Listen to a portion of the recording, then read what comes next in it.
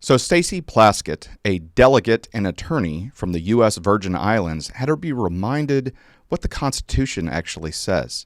This took place during Speaker Johnson's historic vote where he was able to secure his second speakership in the first round of voting. But Stacey just couldn't help herself. Let's talk about it on Azimuth Podcast. I'm your host, Barrett McNabb. I have a parliamentary inquiry. I note that the names of the representatives from the Americas, Samoa, Guam, Northern Mariana, Puerto Rico, the Virgin Islands, and the District of Columbia were not called, representing collectively 4 million Americans.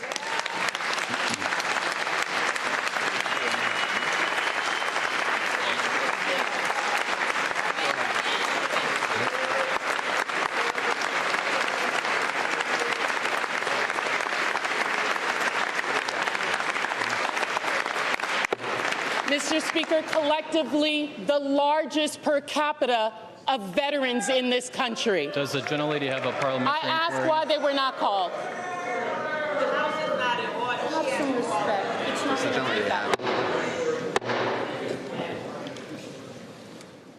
Gentlelady is recognized. I asked why they were not called from the parliamentarian, please. Delegates-elect and the resident commissioner-elect are not qualified to vote. Representatives-elect are the only individuals qualified to vote in the election of a speaker.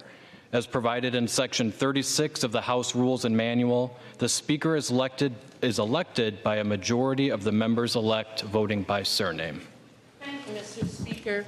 This body and this nation has a territories and a colonies problem.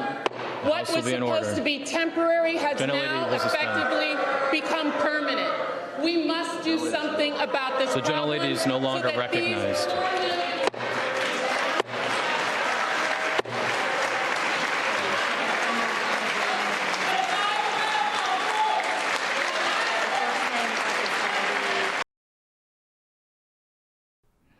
Okay, so here's Stacey. She is trying to make a name for herself. She's been a troublemaker ever since she was allowed to come from the U.S. Virgin Islands to, which is a U.S. territory, so she is a U.S. citizen, but they are assigned delegates, not representatives. And why? Because they're not a state. They are not a state. They are a territory. Okay. Now she says that we have a colony problem. The U.S. Virgin Islands is free to leave the United States anytime they want, just like the Philippines did. We asked them if they wanted to be part of the United States or remain a U.S. territory, and they voted to become their own country. Right? So it still happens. Every once in a while, Puerto Rico is asked whether or not they want to become a state, and they keep voting no. Now it's getting closer and closer, but they keep voting no. So all of these people, the Marianas, Guam, the U.S. Virgin Islands, etc., they are all U.S. citizens. They're U.S. territories, but they are not states. And so for her to say, why was my name not called? Why was during the roll call to vote? Well, the parliamentarian had to say, well, gentlelady, do you have something you'd like to say? And so she was interrupting the process. And she said, yes. How come our names weren't called? And he had to say, well, because the House rules say that you can't vote because you're a delegate. You're not a representative. So let's go to the Constitution. We'll go ahead and look at this copy right here. And we'll talk about what we really want to talk about is Article 1, Section 2. All right. And so I'm just going to read this verbatim to you. The House of Representatives shall be composed of members chosen every second year by the people of the several states. And the electors in each state will have the qualifications requisite to be electors of the most numerous branch of the state legislature.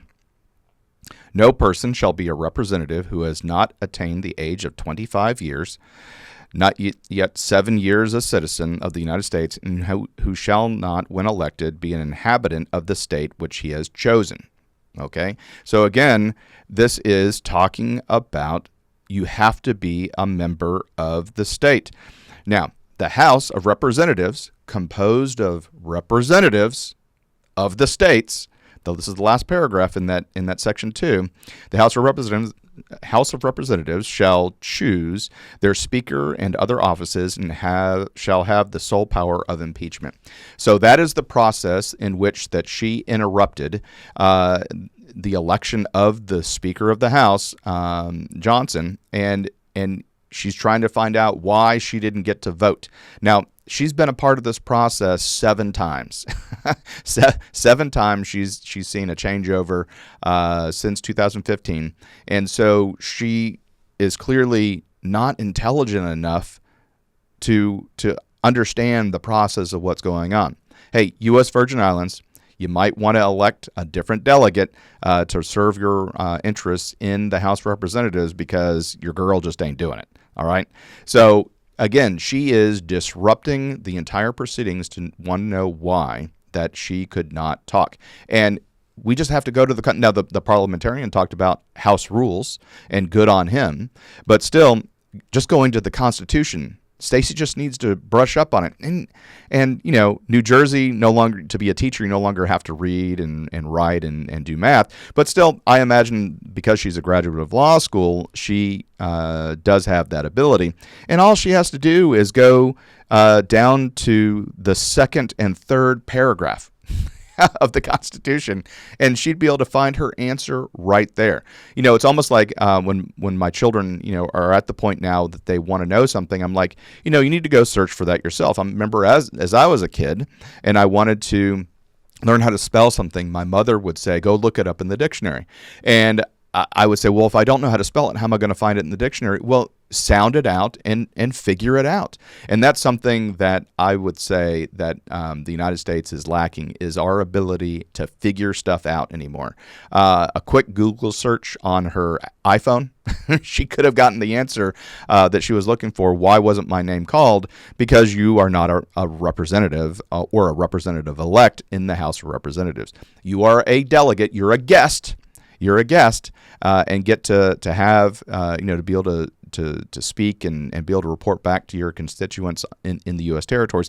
Now, here's the thing. Delegates do get to vote in committee hearings. And that is because that's not in the Constitution. That is because of a House rule that is made.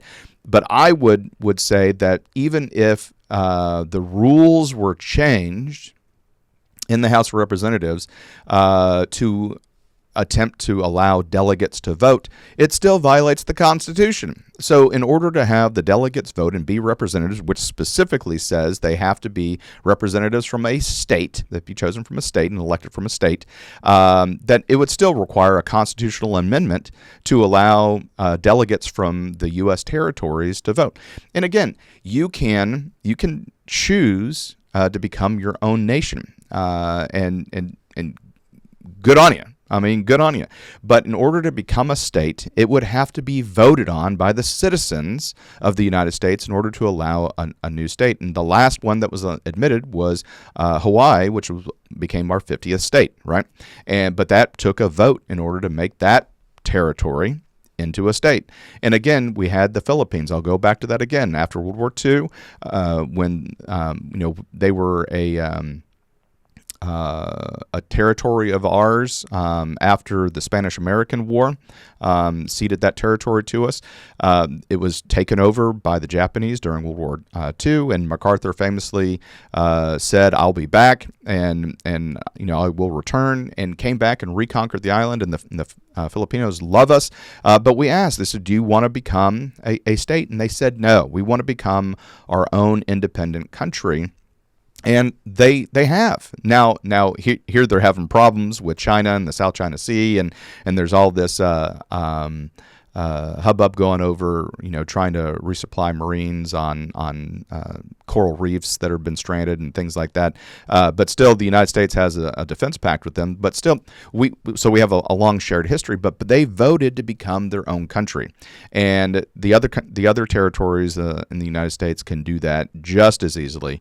And if they feel that is the way they need to go, then that's it. But to jump and interrupt an official proceeding that was going on in order to reelect Speaker Johnson as Speaker. I mean, I guess he had to step down and then got reelected as Speaker, but we'll just call him Speaker Johnson. As the vote was going on, for her to interrupt that vote and the parliamentarian to be like, "What are you talking about? Do you have a problem, gentle lady?" And he gave her the floor, and she starts going on, and he's like, "Look, you're no longer recognized," because she's just talking nonsense after he told her and informed her why she does not have the ability to cast a vote into this speakership. But I tell you, the Democrats would love to have all of these territories have representatives, and then there would be an argument to let them have senators, and it would just dominate. The same thing, Washington, D.C. as well. To get 2 senators out of one city would guaranteed to be Democrat senators, would just throw our democracy into chaos with all of these islands and cities having 2 senators and having representatives in Congress. It would just throw everything out of whack. And so either they need to become a state and have that be voted on, which they have the power to suggest that happens. They haven't chosen to do that yet. Or they need to declare their independence and request independence, and they'll be their own country, and they can be on their own footing and have their own stage on the world stage and be able to do that. But until then, she just needs to study up her Constitution a little bit, and instead of causing this giant hubbub, she just needs to sit down and color. So I saw this. This is just too silly to pass up. Leave in the comments below whether you think she should have jumped up and done that, even though she's an attorney and this is her 7th vote, and she is just now still not figuring out why she doesn't get a vote. Leave me a comment below whether you think that she's smart enough to be in the position that she's in. Leave me a comment if you think that she should be able to vote, and all the people from the Philippines, Puerto Rico and the Marianas and Guam should be able to vote as well. So thanks so much for tuning into Azimuth Podcast, and please stay tuned after these messages. Hi, everyone. Thank you for listening. If you enjoy our show with all of the stories we share, we would love your support.